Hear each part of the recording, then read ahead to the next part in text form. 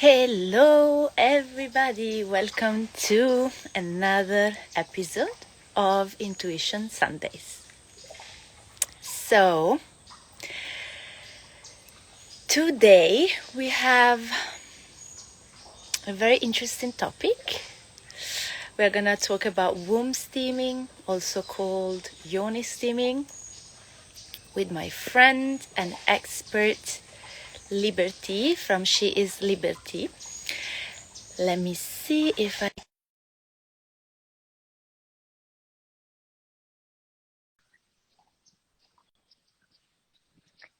She might be here any minute. Here she is. Hello. Good evening. Hi. Good evening. Good morning to you. Thank you. Almost midday, so Nice. good. It's good for me. Very late for you, I guess. Very good. How are you? Very good. So happy to be here. Made it. Yes. I know you had a very busy weekend spreading awareness about the womb. Yes, So always. it's yeah, always. That's your job actually. So Yeah. So, okay, everybody. So I'm here to introduce to you Liberty. But just before, I want to mention a little bit about this show, if we want to call it this way. Every Sundays, I sit here having conversation with different people about different subjects. All subjects that I actually love very much because, of course, I'm curating. So I bring only what I like to talk about. And in a way or another, all the topics get to the main topic of intuition. So let's see how today intuition will fit in our conversation about the womb. It might not be very intuitive, this connection, and that's why we're here to talk about it a little bit. So yeah, Liberty, would you like to introduce yourself to the audience? Sure. Thank you so much for inviting me here. I'm so happy to be here and talk about what I love, my passion. So my name is Liberty, and I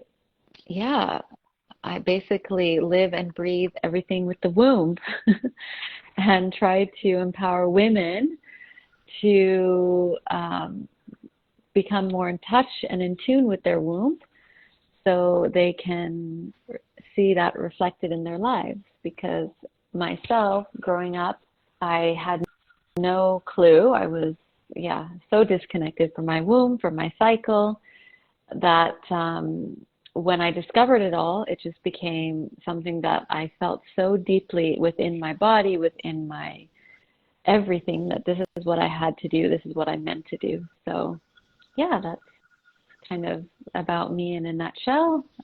Basic is I'm American, living in Dubai. That's Nice. yeah. And we're going to touch up on that as well later on about womb and living in Middle East. But before, so what is womb steaming? So womb steaming, the actual act of womb steaming is basically sitting over a pot of tea. So there's different herb blends that are for different cycles and have different benefits.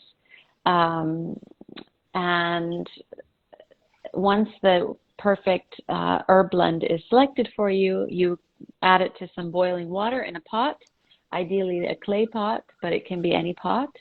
And then you sit over it with either a chair, or if you don't have a chair, you can squat, and you let the steam rise, and it permeates your whole pelvic area. And basically that's like, if you can picture it in your mind, that'll give you a good idea. And it's an ancient practice. It's what women have been doing since the beginning of time. You can find it all over the world. So if you look far back enough in your culture, you can probably find it more closely in certain countries than others. But I always like to say, from South Korea to South America, you can find it. And so we don't really know where it originated from, but it was lost with modern day gynecology. when kind of the healthcare of women moved from the hands of the midwives of the village, the women of the village, into hospitals and modern day, allopathic medicine, basically. So it's having a revival now, which I'm so proud to be part of. And it's changed my life. It's changed so many women's lives, and there's so many different benefits, which I'm sure we'll touch. But that's kind of womb steaming in a nutshell. Hope that explained it enough. Oh, it was very clear. Well, I've done it, so it's easy for me. But I think like sitting on a pot of tea makes the perfect description. I love it. Yeah. Brew yourself so, a pot of tea and steam. Yeah, it feels so good. Girls out there, it feels so good. It's like a hug for your yoni and your womb and your whole, it feels good. It feels nourishing and it feels right. Mm. And so which kind of women, like, do you have to have any condition in order to use this practice, or is it something for everybody? Is it which kind of benefit and which kind of people can benefit from it? So I think every woman or every woman who has a womb or even doesn't have a womb, it's good for and people come to it for different reasons, whether it's physical issues, which I'll get more into, or emotional, spiritual, self-care reasons. So I believe that, every woman should make it a practice for a lifetime, really, even after menstruation. Even during menopause, it's a good thing to do, to continue practicing. So, the physical benefits, I like to say basically anything that you would go to a gynecologist for, you can try and address with womb steaming. However, it's not a magic pill. So it's not like, it's a remedy that you can try, and it's helpful to a lot of people, but it might not be the end all be all. So for example, if you have painful periods, cramps, even like when I ask clients, like, do you have painful periods? They're like, no, not really. Like, okay, first, second day I have some, because it's become so normalized to have pain that when you ask someone if they have painful periods, they're like, no, but they actually really do. So you shouldn't be having any pain, just maybe a little bit of pressure, feeling a little bit heavier, and definitely there's a switch in the energy, which I'll get more into later if you like. But there shouldn't be any back pain, cramps, anything. So that's like the main basic reason. But it's also good for cysts. It's very effective for draining cysts, like on the ovaries specifically. Fibroids, it's a little bit more difficult, but there have been women who have cleared fibroids if they do it alongside some emotional trauma clearing, because fibroids are definitely there's always a very strong emotional root cause. Well, for everything there is an emotional root cause, but definitely, the fibroids is definitely a little bit more, there. So the reason I got into it is infections. So it's very effective with helping the balance, like the microbiome in your vagina. And you name it, libido, postpartum, labor prep, fertility, unexplained infertility, so many things. Like the list can go on. And then if you say, okay, no, I don't have any issues, everything's fine, but I really feel disconnected from my womb. So that's the second main reason. And I believe every woman should make it a priority to connect to the womb, because this is such a sacred space. that none, like most of us are disconnected from. We only really think about it when we're bleeding or when we're pregnant or when we're having sex, maybe not even then. So, and it's actually the source of creation. It's the source of life. It's an energy center. And if we can cultivate that and create a relationship, then we can use it to create our dreams, to create our visions, to back to intuition, like connect to our intuition, ask questions, like if we're on the right path, if we're in doubt, we can really get the guidance from our womb. Now, that being said, like a lot of women are like, oh, what does it mean to connect to the womb? Does it mean anything to me? So it takes practice and consistency, and just like any meditation, really. But yeah, and I think that doing that, just that practice, the mindfulness, the ritual, the connection is what helps the physical issues and pain as well.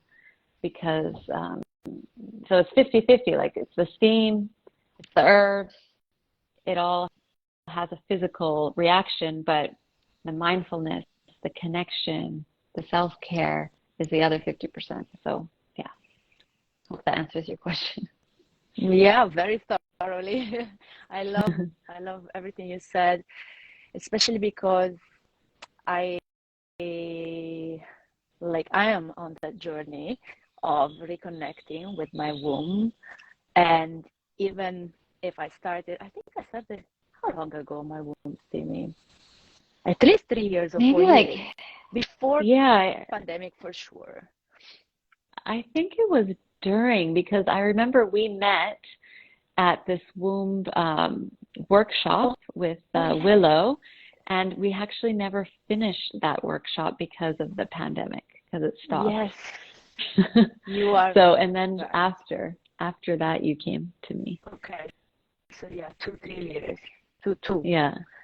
Yeah.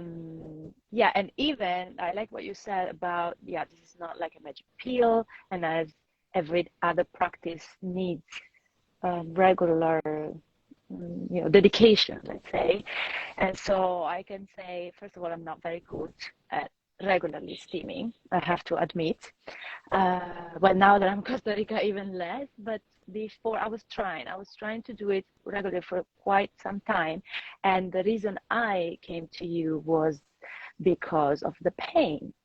And I love what you said about, yes, please, let's not consider pain during our cycle as something that is normal, even if all the doctors tell you that. It's unbelievable to me that something like pain in this field and in this region of the body for women, it's considered normal.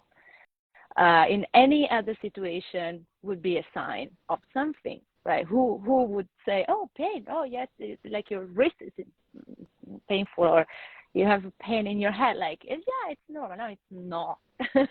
And we should really look into that and dedicate some time to find out why. And anyway, I was suffering of PMS and cramps, and when I was doing it regularly, it really, really helped. And the other thing that I really like that you said, it's also like the energetic of it. And maybe if you want to, I think you said that you wanted to touch down, you wanted to elaborate a little bit about that. I would love to hear what you think about the energetic shift that can happen. Also because this is the bit that I didn't have yet.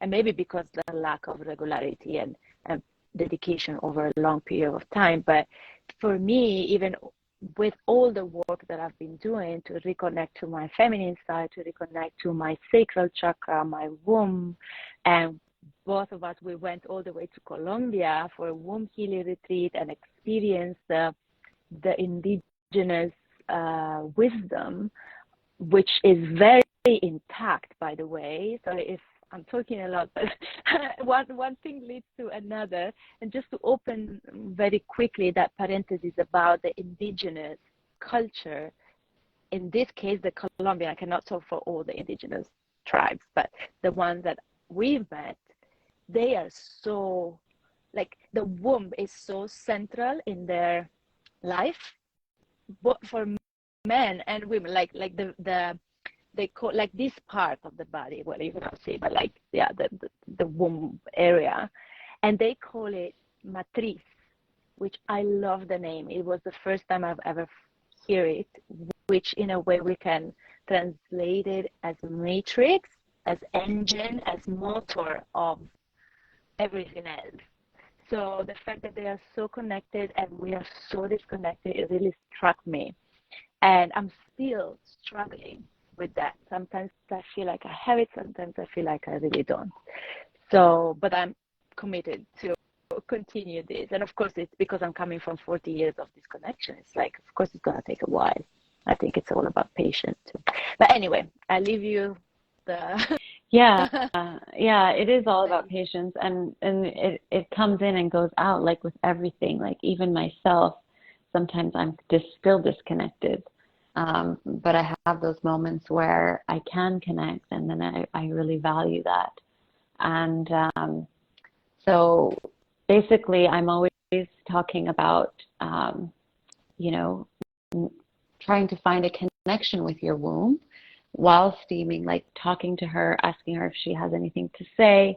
Might be a whisper, might be a feeling, might be a thought that comes up, and then you just have to be kind of really aware of everything. And for me, it took me years of, like, I think I started steaming in 2018, and then in 2021 is when I really heard the first, like, voice, and I was like shocked, because I talk about it, and I felt more connected. I felt I was building a relationship. I was having a regular practice of steaming, but still I didn't really hear anything. I just felt the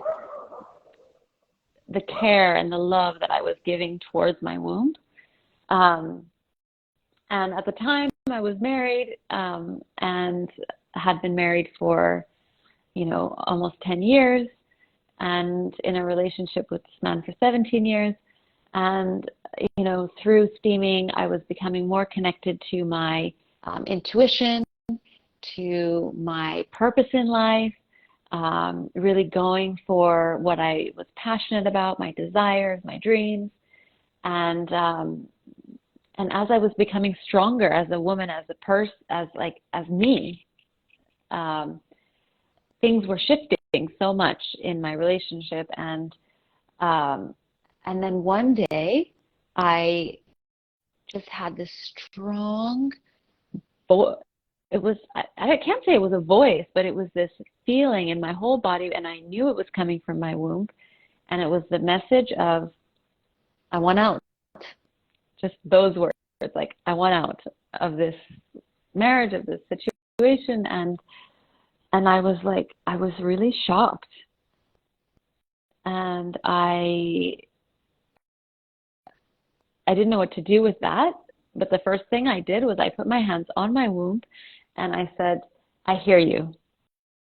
Like, I really acknowledge that I didn't know what to do with that information at the time, but I acknowledged it. And yeah, that was really, like, why I say, like, you can be living your life so disconnected and so on autopilot that you don't even realize something might not be good for you anymore. So that was this message for me. And then, even though I didn't know what to do with it, because I think I acknowledged it, within 2 days, something happened, and it was clear how I needed to approach this and honor my womb's message and get out. So no matter how hard it was, no matter how much my mind was telling me, rationalizing how it's not real or how you shouldn't, or I always went back to my womb and trusted, and also knew that if I don't listen to her, then I'm a fraud.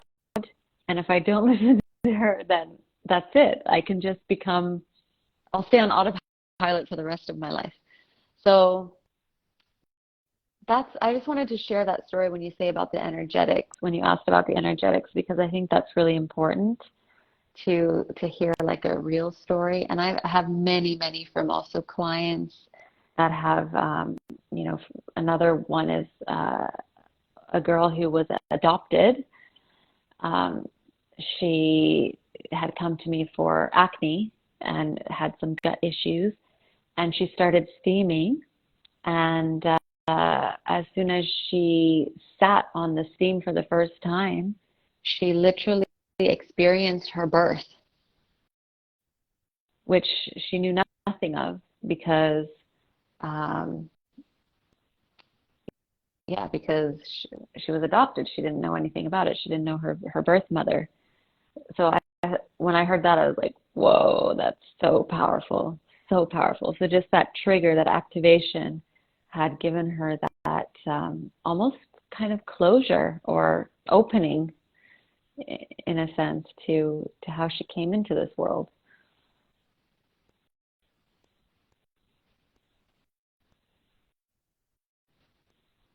I can't hear you. I hope you can hear me.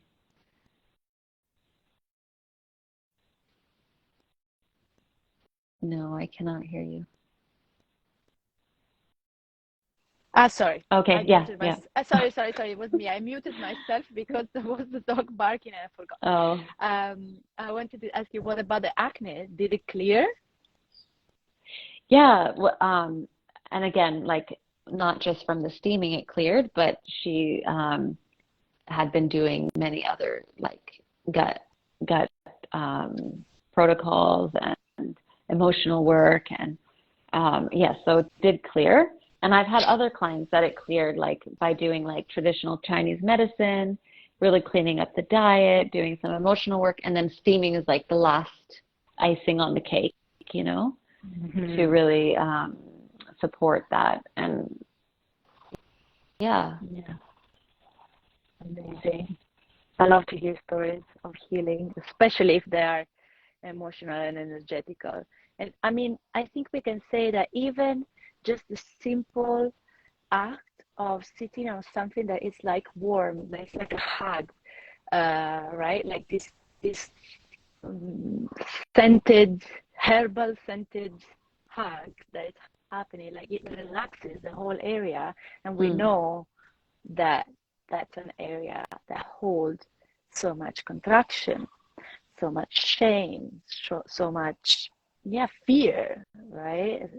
Like we're not in a society still, even with a lot of development for sure, but it's not a society that allows.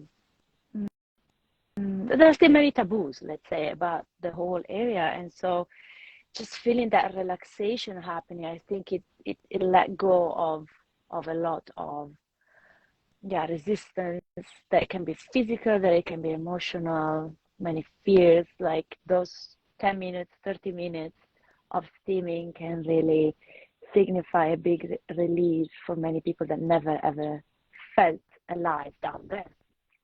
I actually have a question for you. What is a womb? Like, because I guess that people can say, okay, but what are we talking about here? Is that the vagina? Is that the uterus? Like, what can we include in the term womb when we say womb steaming, but also in general?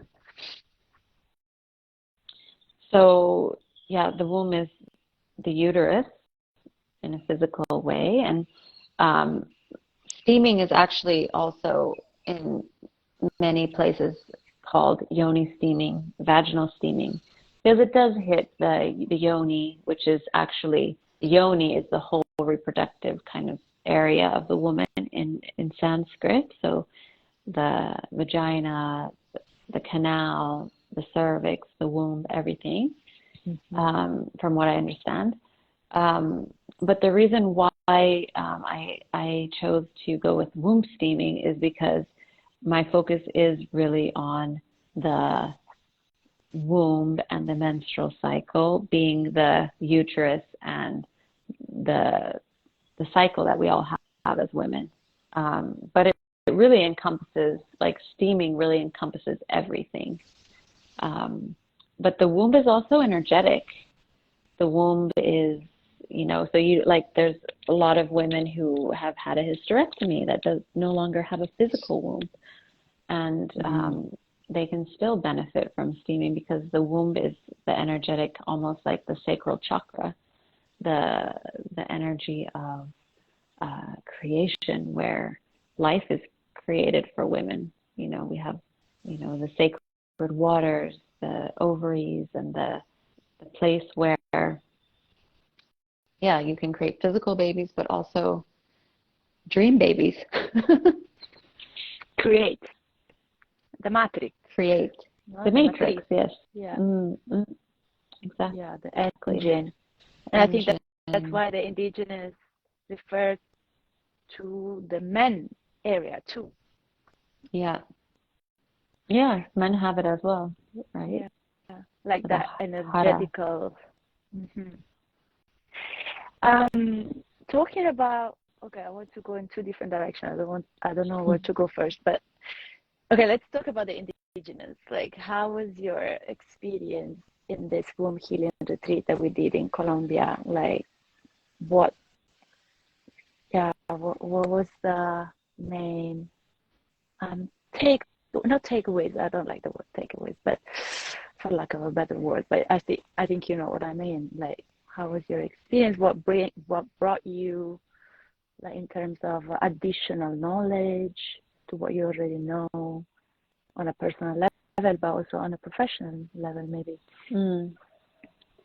So basically, for me, it was so beautiful to see this Kamsa tribe just so connected to the womb and revering the womb, honoring the womb in everything that they did, not just the women, but the children, the men, like really acknowledging the sacredness of it, and that all life comes from there somehow, not just the womb of women, but the womb of the earth, I thought that was so beautiful and so important to remember, and what I really wanted to bring back and to share with women, that the importance of the womb and being connected and honoring it when we're bleeding, to really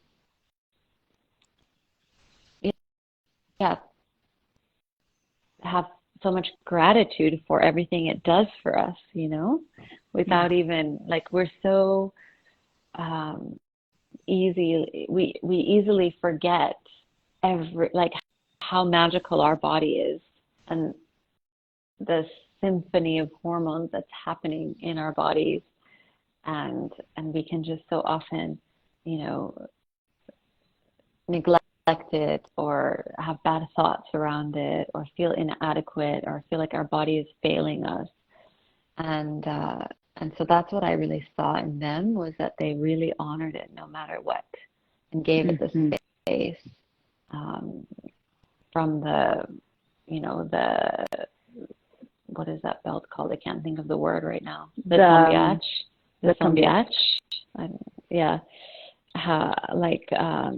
It's almost like I know they wear it around the womb for warmth, but it's now become part of their costume. They wear it all the time, right?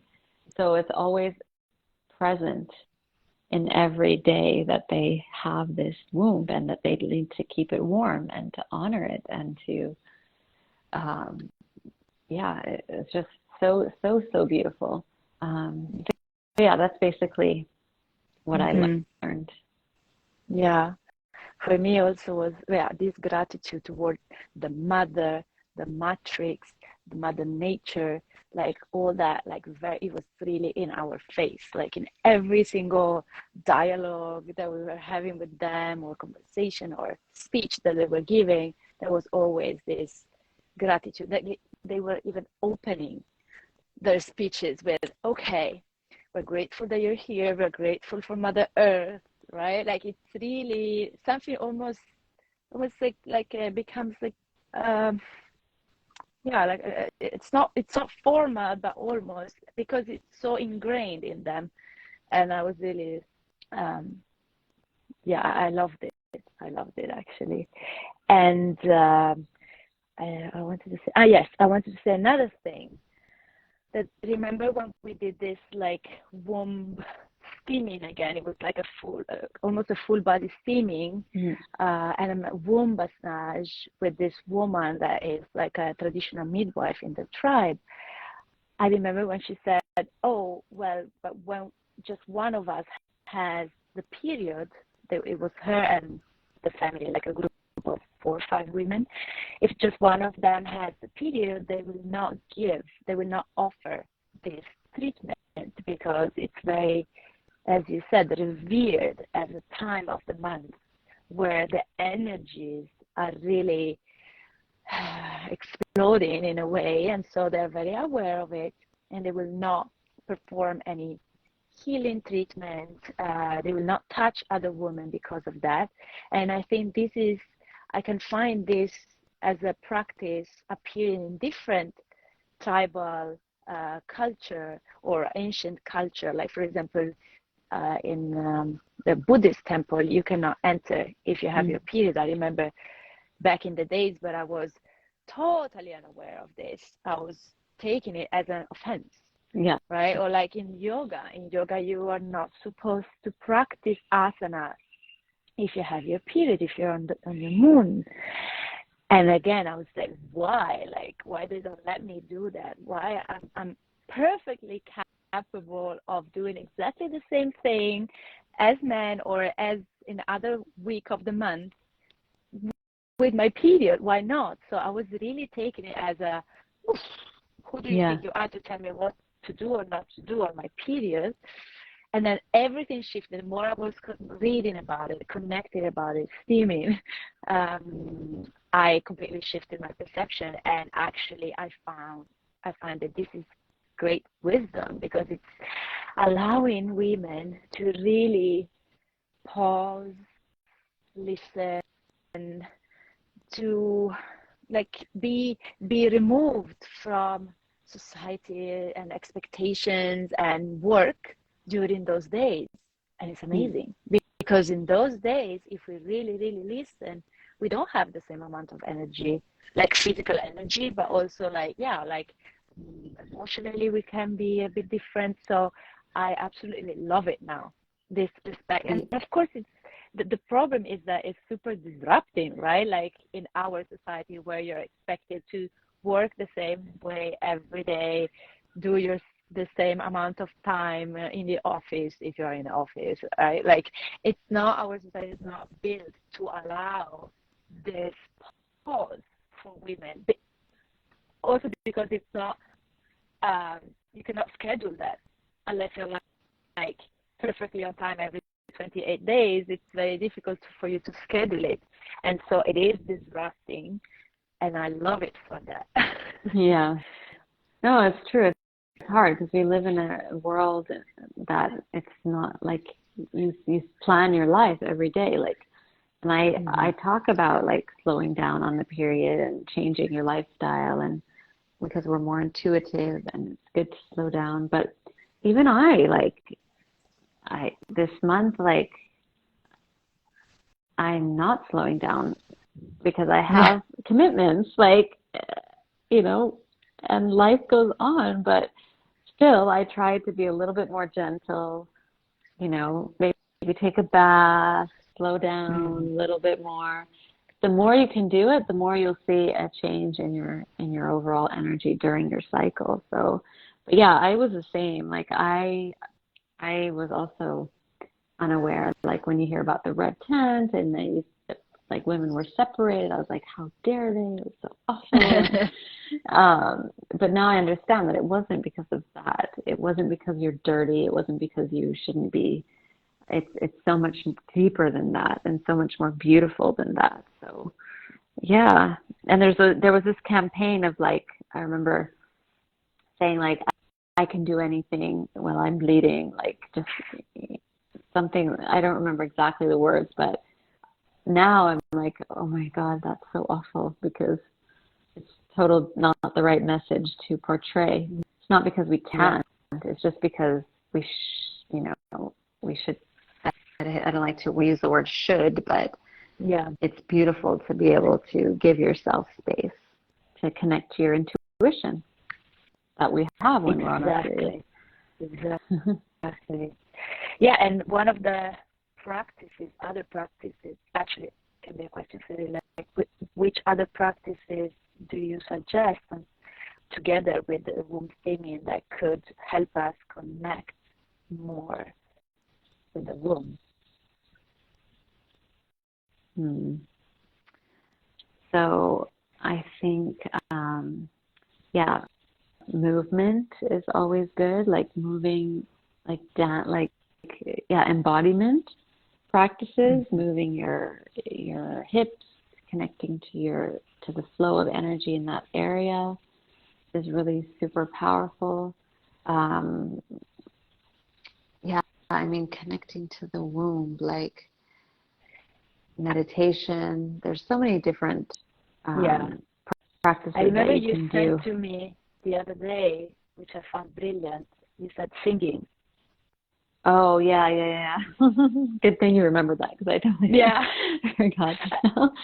Yeah, so the voice-womb connection is so powerful to be aware of and to use. Like, so basically our lips, this whole like area of this opening into our body is a reflection of the opening in the lower part of our body. And basically the lips are connected to the lips of your yoni. The jaw is connected to your pelvis. The throat is connected to your cervix. And then your voice is really the energy of the womb. So oftentimes as women, we're blocked here as well as in our womb, because we don't use our voice. We don't speak our truth. And singing is super powerful to unleash that, to unblock that, along with the vibration of your voice being healing. Everyone's own voice, the frequency of their own voice is super healing for their own body. So I suggest singing while steaming. It's so amazing. Ooh. Put on your favorite song that you love to just sing your heart out to, and just do it. Right. Yeah, we're not talking about singing like to sing in a nice singer way. Like it's even vocalization, right? I remember I did this practice of just like using the vowels, oh, ah, you, we, oh, and it was in a group. Wow, it was amazing, the feeling. And it's used even in childbirth, like during labor. The traditional midwife invite women to vocalize, to relax, to even do that, like that movement of the lips to relax the other lips. I find like the horse lips. Yeah. Mm-hmm. Absolutely. Exactly. It is. Yeah. Okay, we have a question from Jessica. Hi, Jessica. If we want to womb steam, how often should we? So there's different like frequency for depending on your cycle, but I would say like a good starting point, if you don't have a specific issue that you're dealing with, is steaming weekly, because you're hitting every phase of your menstrual cycle, except for obviously the winter phase, which is the bleeding phase. So that's a good practice. However, like if you tend to have short cycles, then maybe steaming after ovulation is maybe a bit too much circulation, so it will shorten your cycles. I personally have that, so I will steam like 1 or 2 days after my cycle, or my moon time ends, and then once around ovulation.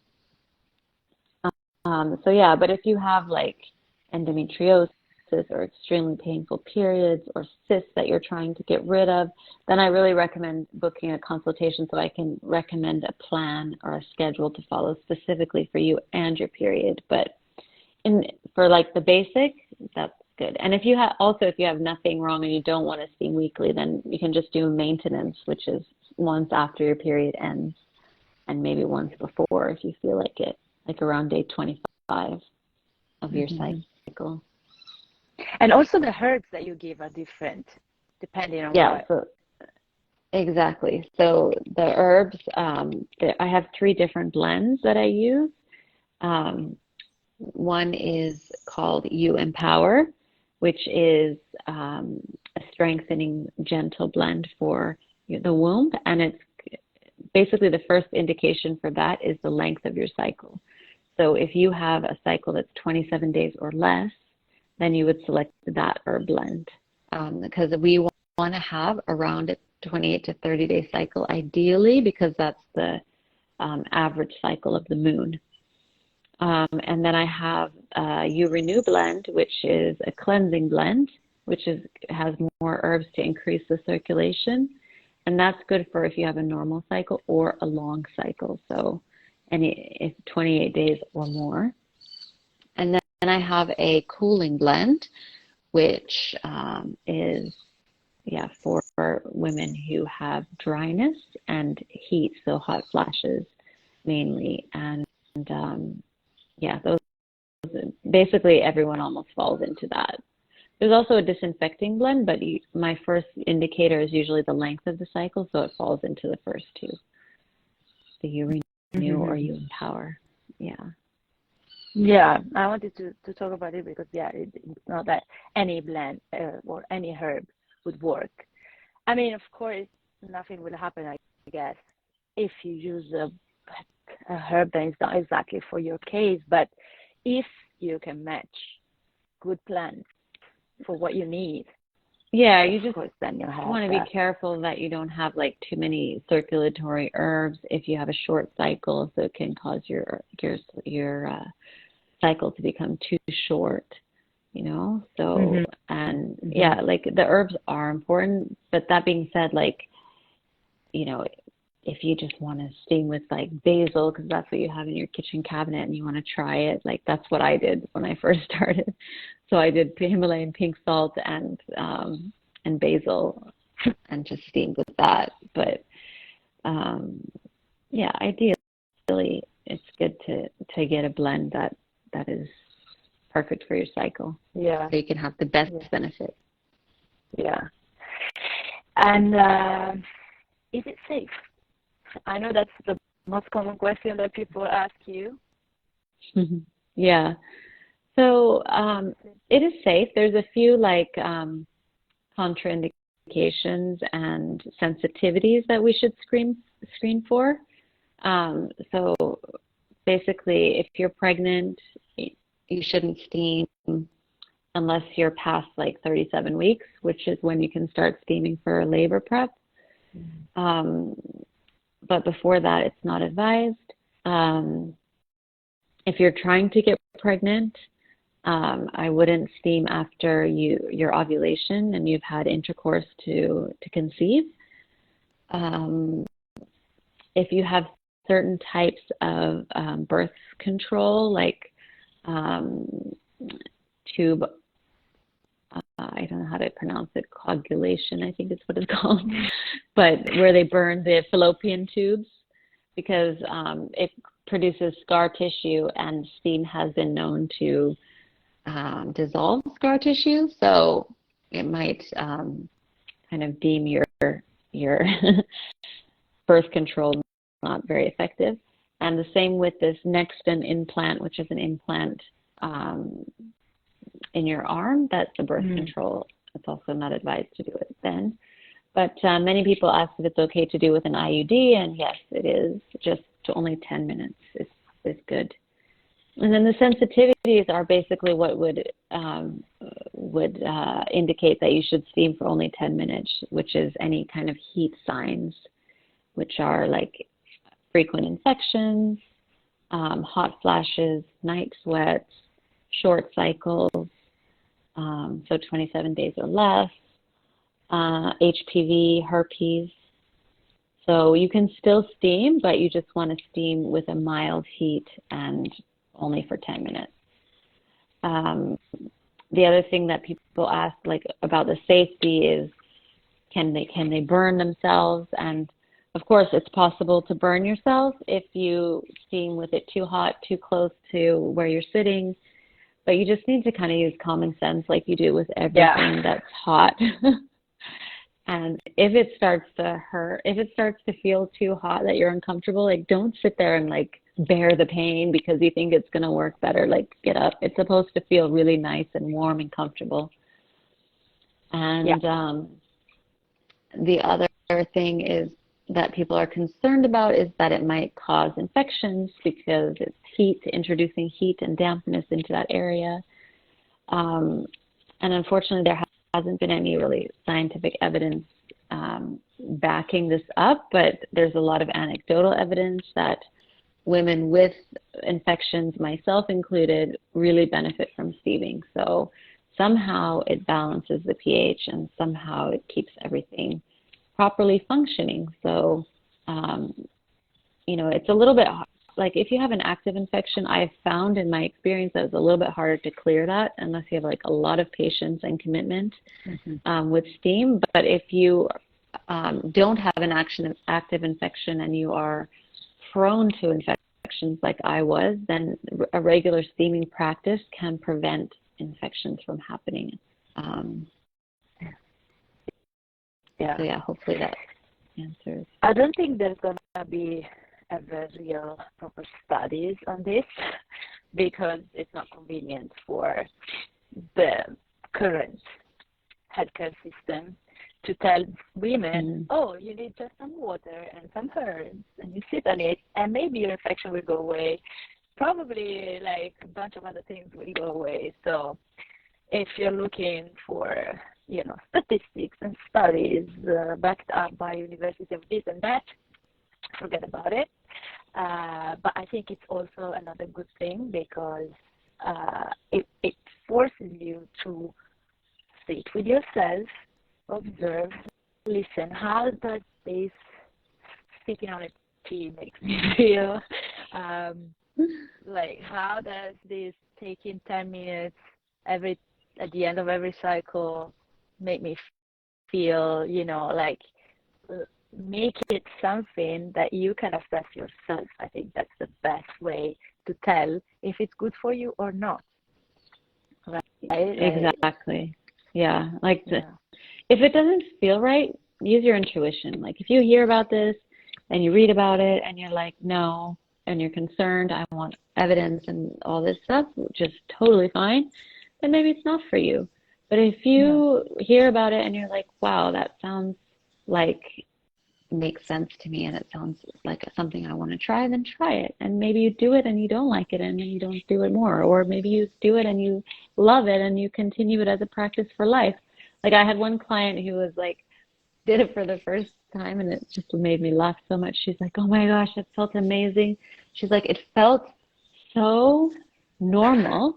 She's like, it felt more like normal than brushing your teeth feels normal, She's like, which I found funny. You shouldn't use the word normal. More natural. Yeah, more natural than brushing your teeth was steaming. And I was like, oh, that's so interesting. So yeah, it's not for everyone, but if you want to try it, then it really has changed so many people's lives and it feels amazing. I mean, probably it is in your DNA, like from past life, because this was an ancient practice. So maybe this woman just remembered, right? Yeah, or even ancestral. She made it many, many times. Exactly. Yeah, exactly. So I have two more questions. One right now someone asked, and then another one that I got in the DMs, and then I want to ask you one last thing. So I'm gonna start with Zan. She's asking, can steaming be healing for women who have suffered with miscarriage? Absolutely. So again, both physical and like energetically, it can help. Firstly, if you have had a miscarriage and you're actually going through the miscarriage, it can be really beneficial to steam once the blood has kind of turned brown, because it can help clear any old residue. And especially if it's a natural miscarriage and you haven't had to do a D&C. But also I've had clients that have had the miscarriage and gone to the hospital, and they said, I tested your blood and there's still matter in your womb. And so they were suggesting she did a D&C, and instead she chose steam to try to see if that worked. And then once she steamed, a lot of residue came out. And by that, 2 days later, when she was supposed to go in, she was told the doctor, please just test my blood one more time. And they did, and it was clear. So she didn't have to do the D&C, which the D&C Amazing. Is when they scrape the womb. So in that sense, it's very healing. But if the miscarriage has already passed and you want to do some healing around the trauma, because it's very painful for a lot of women to go through that emotionally, it can be very, very powerful to steam. And then I really recommend doing the Ho'oponopono prayer while steaming, and to really say you're sorry to your womb for anything known or unknown that you've done, and ask for forgiveness and forgive your womb. Tell her that you love her very, very much, and also thank her for everything she's done and everything she's doing, and really the gratitude, because it's so easy to feel that your body let you down and something's wrong with you, but it's also somehow Mother Nature doing its job for whatever reason, and then we also have to recognize the intelligence of the body and to really honor that and have gratitude towards it. So yes, love it. Love it. The other question is, wanted to ask for a friend who is surviving battling cancer. The treatment of radiation may have affected her fertility and hormonal imbalance. Do you think that doing womb steaming can help women with cancer to help them with period and hormone balance? Yes. Again, there's not really any scientific evidence around this, but I know that in South Korea, specifically with women who have cervical cancer, they do steaming alongside the allopathic medicines to support the womb. And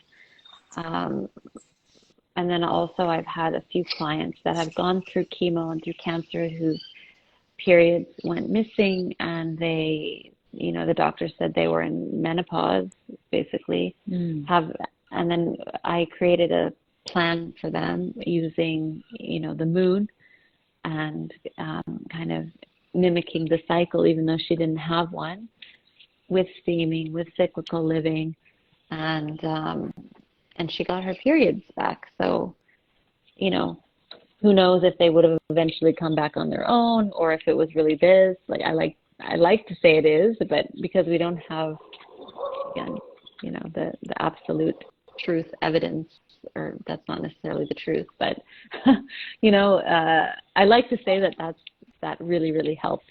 And it's, again, the intention, like the placebo effect with everything. Like you do something and you believe it's going to work, and you put your intention, and you do, and faith, and then the steam helps, and the steam is an act. The steam is a ritual that supports your process, your healing. Amazing. Okay, my question now.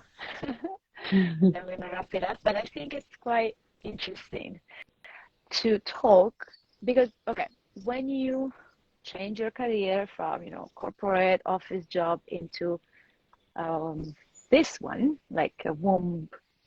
Okay, what's the job title? Womb. womb. Goddess. I don't know. I love it. You were already living in Dubai, which is in Middle East. Okay. Yes. So my question is, did you find any resistance to introduce this practice and this talk, these topics in a Middle Eastern country, which is, of course, like the religion is very present, which, by the way, I don't think, yeah, okay, I'll let you answer to that, and then I'll say something about Europe and other religions, but yeah. Yeah. So when I started, because I learned from Kelly Garza, who owns this company called Steamy Chick in the US, and, they refer to it as vaginal steaming. So when I started, and after I learned, I started my business, and it was vaginal steaming, like I called it. And I found it not accepted at all, really, like by both Westerners and locals, Arabs and expats, basically, because it's a very taboo thing to talk about the vagina, and it immediately brings people into like the sexual place. Mm-hmm. And but the moment that I switched to womb steaming, I found it was very much accepted by both crowds, if you will, but especially by the locals and the Arabic women, because they're somehow really putting importance to womb healing, ancestral healing, which I was quite surprised about. And yeah, and also I found that it's very close to their culture, because they all, or like if they talk to their grandmothers, they used to do bahur, or like sitting over smoke. And so it's almost like for them, it's like, yeah, of course we steam, that's normal. And we're like Europeans and more Western cultures are like, better Google this and make sure it's a little bit more skeptical, I should say. Yeah, so I'm surprised that they had, even then, they had this practice. What's the name? Bahur. It's not like, bahur is like the smoke that they do with like frankincense and myrrh, but like they would sit over it, and they just call it bahur. Yeah. Yeah. And I know in like Sudan.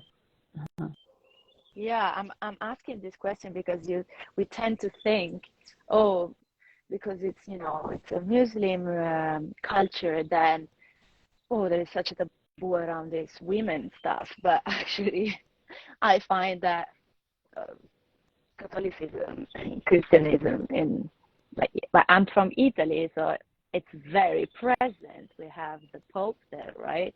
Like, actually, we are way more close-minded about certain taboos. I don't think there was anything resembling womb steaming in our past. Maybe I'm wrong. I hope I'm wrong. If I am wrong and anyone knows something about it and is listening to this, please let me know. You are wrong, because I know from my teacher that actually one of the first books on gynecology, not modern day gynecology, but like around the healthcare of women, in Italy, the picture on the front of the book is someone steaming, and they called it fumigation. I can actually send that to you. Yeah. Please do. Yeah, because it's on her website, on Steamy Chick website. I'll send it to you. Yeah. Yes, let me know when is that from. I would like to know how back in the days you have to go in order to find something like this. It would be so interesting to know. Yeah. See, she actually has a world. Yeah, she has a world map actually where you can find references to steaming all over the world, and she has like the tags of like, the book or the reference, I guess. Yeah. Nice. Cool. So, is there anything else that you would like to share about the Um, topic? I don't think so. Just that anyone can really reach out if they have any questions and want to know more about the benefits or how they can Where can people start. find you? So they can find me on my Instagram, She is Liberty, and my website, sheisliberty.com. Those are the best ways. My WhatsApp is on my website and on my Instagram. So like that's the easiest way for me to communicate is WhatsApp. So rather than email or whatever like that, that seems a little, more difficult for me. So you can find me there. I have option for free 15-minute consultation. You can book online and or message me anytime and we can go from there. But it's really should be accessible for everyone. And you can also come in Dubai. I do regular steam circles, which is a beautiful way to try the practice if you're comfortable with that. But we sit with a group of women and we steam together. And then I do some sound healing, which is a really beautiful. And then if you are not feeling comfortable with that, you can always book a private steam with me and we can steam together. And you make the cutest steam chairs. Yes. Love them. Yes, I make, buy so you can always just buy and start in the comfort of your own home, which is actually what I encourage everyone to do. Yeah. But you should still come to me for your first steam if you can, because it's a great experience to see how it should be and teach you how to connect mindfully and do it without like scrolling your phone or connecting to your womb, basically. And then continue at home, because when you're at home, you can really let go. You're in your own space, you're comfortable, so you set your music, your incense, your candles, and your favorite music where you can sing to, where you can hum to, let it out, sing like no one's listening, and even crying. Like a lot of us get emotional, but if we're in a group setting or even private with me, you might not feel comfortable to really tap into those emotions and cry. Like steaming and crying is the best. Never done that. I want to try. Yeah, I love it. Yeah, that's great that you're doing these women's circles. It's good also to bring women together again and talk about anything, but especially anything related to our womb problems and our cyclical living, non-existent. I love that you mentioned that the cyclical living. This, I think, was for me the big change when I started approaching my health. You know, when my period started becoming really painful, a lot of mood swings, I started educating myself on what it means to live cyclically, like to know the 4 phases of the cycles and the hormonal, wave, and how to not hate it. Because that's the other thing, like I've been rejecting and pushing back on on all this for so long, and now I'm like, okay, wait a minute. So during ovulation, my skin glows, my brain function is working, because of course, like it's an instinct of like I should be my best in order to find a mate, in order to reproduce, right? So during ovulation, you have this amazing heightened skills, talents going on, and you can use it in your life. Like I still remember the first book I've read about it. It was Flow Living. No, it's not. Women Code by Elizaveti. And she was saying, if you need to ask for a raise, do it during your ovulation. Best advice. Because you even smell good. Like it's a whole hormonal, work that help you to be the best version of yourself. And I was like, oh my God, it's amazing. Yeah. So, did you know your voice changes as well? Oh, like no, to sound more beautiful. Like because I sing for fun, like, and I noticed, like, when I started getting into this work, that when I started realizing where I was in my cycle, because before I was oblivious, right? But when I started to like know where I was like, wow, actually it's harder for me to hit these notes when I'm bleeding. Wow. And when I'm ovulating, I actually sound better. I don't know if it was my own perception, but it was, I feel like it's true. And the other thing I wanted to say was like, just the basic awareness. I used to suffer a lot also from PMS. And even just knowing that where I was in my cycle, because before I was like, I knew kind of when my period would come, kind of not, but before, when I would be in my PMS phase, every single month I would be like, oh my God, I hate my life, I hate my husband, I hate my job, I hate this, like I feel awful. And then my period would come and I'd be like, oh my gosh, actually it's not so bad. I love my life. That's why. And so now, and then when I started to live cyclically and really know where I am, like you can be so much more gentle and compassionate with yourself. Like, it's okay, this is a phase, like it's gonna pass, and that alone is changes. Even if you don't do anything, you just know, because there's so many of us that just don't even know. And then it's just like, how forgetful are we that every month it happens, but we still don't realize it. Yes, and I think that also informing your partner or your colleagues, right? Like, okay, I'm in this phase. This is happening because of that. I'm not crazy. Like, you know, like it for the men to know more and more about our cyclical living helps. I think it helps a lot. And actually, I just recalled one memory about a woman. I was in a yoga retreat, and she shared with me that she was like in her 50s, so I guess already menopause phase of the life. But she said, you know what, I really think that I got divorced because I couldn't explain my waves, my mood swings, and I was transforming into a monster, and I didn't know why, and so my partner didn't know what to do, and it led eventually after some years to divorce. And it was so sad, like, and I mean, I praise her awareness now. It's amazing that she arrived to that conclusion, and I don't think it's completely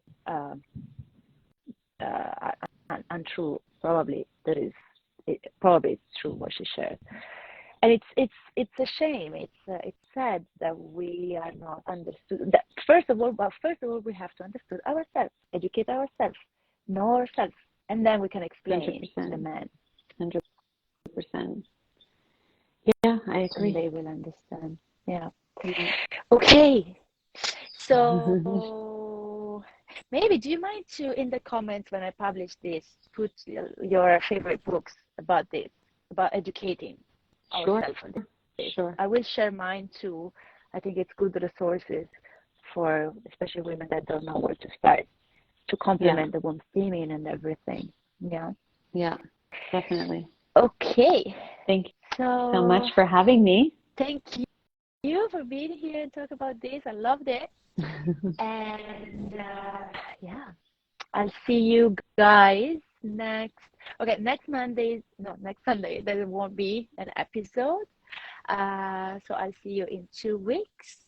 And thank you everybody for listening. I hope this information will make your life better and will benefit you in any way. And thank you for tuning in. Ciao, Bella. Bye. Have a good evening. Thank you.